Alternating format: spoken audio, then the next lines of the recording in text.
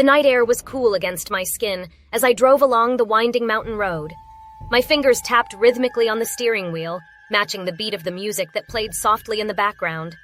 It was a liberating feeling, the open road stretching before me, a world of possibilities waiting to be explored. But in an instant, that sense of freedom turned into a nightmare. A loud pop echoed through the air, and my heart lurched as the car jolted violently. Panic surged through my veins as I fought to regain control, but it was too late. The car swerved dangerously close to the edge, and my heart seemed to freeze as I realized the abyss of the cliff was just inches away. The world outside my windshield transformed into a blur of darkness and trees as the car plummeted over the edge.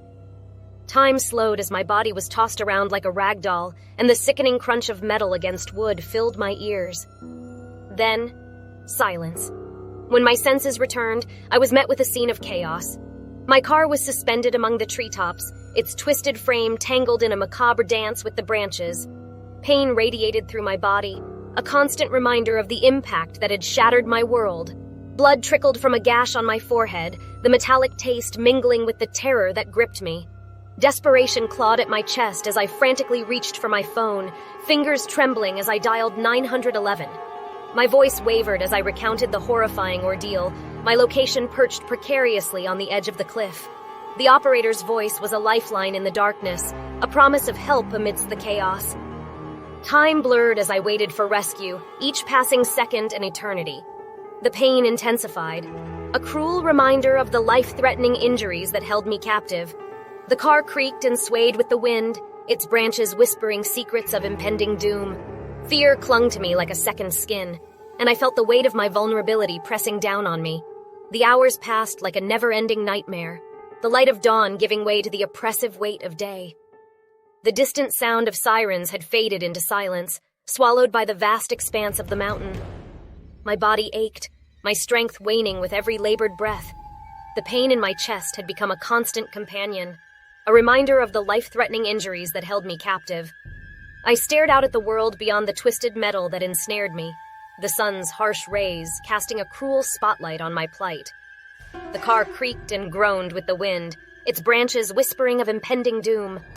My phone lay lifeless in my hand, its battery drained, a symbol of hope extinguished. Fear had given way to resignation, my mind a fog of exhaustion and despair. I had clung to the sound of sirens like a lifeline, but now their absence was a haunting echo, a testament to the isolation that gripped me. The world had become a prison of metal and trees, my body a fragile vessel teetering on the edge of oblivion. As I gazed out at the vast expanse before me, a sense of hopelessness settled over me like a suffocating shroud. The tears that welled in my eyes were no longer tears of fear, but tears of acceptance.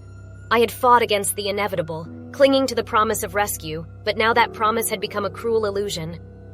The world around me seemed to blur as my strength waned, my body growing cold and numb.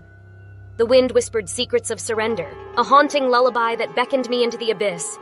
I closed my eyes, a sense of calm washing over me as I embraced the inevitable. The car, the trees, the world, they all faded into darkness. And so my story ended not with the triumphant arrival of rescue, but with the haunting silence of a mountain that had claimed me as its own. The winds carried my final moments away into the void, a whispered elegy for a life cut short. The teenage girl who had faced the brink of death was now lost to the ages, her fate forever intertwined with the desolation of the mountain and the secrets it held.